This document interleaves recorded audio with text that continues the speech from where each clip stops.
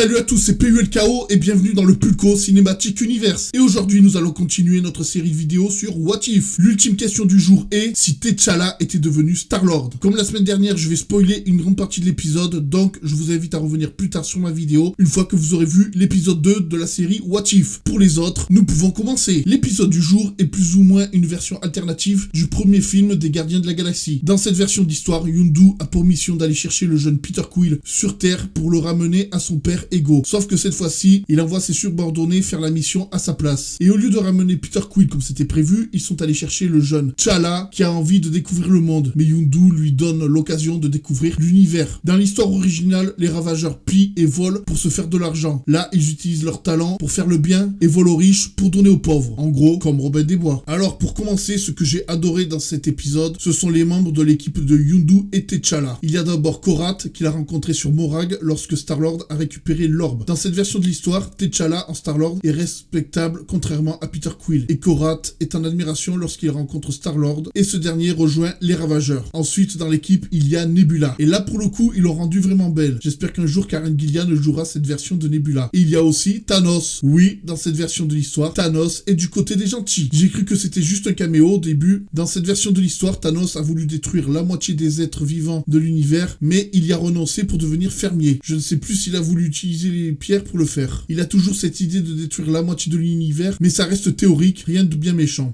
La preuve, dans notre réalité, il y a des gens qui pensent que Thanos a raison de détruire la moitié de l'univers, pour que l'autre moitié profite des ressources. Cela ne fait pas d'eux des êtres méchants. Donc au final, on a un Thanos gentil. Le méchant dans cette histoire, c'est le collectionneur. Et autant dire qu'il est balèze. Et d'ailleurs, je tenais à dire une chose. À un moment, on voit la collection d'armes du collectionneur. Il y en a pas mal. Des armes de héros et des armes de gentils. Des armes de héros et de méchants connus dans le MCU. Il y a même le bouclier de Captain America. Et j'ai vu un de mes concurrents dire que c'était pas cohérent car dans l'épisode 1, c'est Peggy Carter qui a le bouclier et que ce n'est pas le même. Dans la série What If, les épisodes ne sont pas censés tous se dérouler dans le même univers. Donc pas d'incohérence. Dans cet univers, le Black Order travaille pour le collectionneur et dans cette configuration, on voit que Thanos, sans les pierres, n'est pas plus fort que le Black Order. L'alchimie qu'il y a entre T'Challa et Yondu est excellente. Le passage où Drax veut faire un selfie avec T'Challa est sympa. Dans cette altération de l'histoire, sa fille et sa femme sont toujours en vie. À la fin de l'épisode, on voit Ego aller chercher Peter Quill lui-même. Apparemment, il y aura une suite à cette intrigue d'après les dires du Watcher. Je trouve que cet épisode est un peu plus poussé dans son concept. Autrement dit, j'ai adoré cet épisode, mais je suis incapable de dire si je préfère le premier ou le deuxième. Voilà, nous arrivons en fin de vidéo. Pour ne pas louper les autres vidéos sur What If, je vous invite à vous abonner à la chaîne du Pulco Cinematic Universe. Vous pouvez aussi me rejoindre sur tous mes réseaux. C'était PULKO, sur ce, ciao.